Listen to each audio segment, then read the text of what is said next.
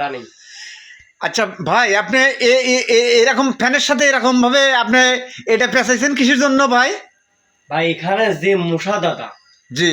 এখানে যে মশা, আমি মশা কয়েল লাগাইছি, দেখেন ওটা, দেখেন দেখেন, আচ্ছা আচ্ছা আচ্ছা। কয়েল লাগাইছি, মশারি লাগাইছি, আবার ফ্যান ঝুলাইছি, কিন্তু মশা আমার ঠিক দেখতেছে না। মশা নিজে বেরোচ্ছে।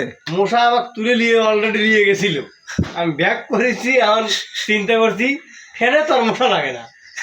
ফ্যানের সাথে ভাই, আমি ফ্যানের সাথে গর্ব একটু গানটা লিখছি, তাহলে ফ্যানের সাথে আমি গর্ব যাতে মশা না লাগে ভাই।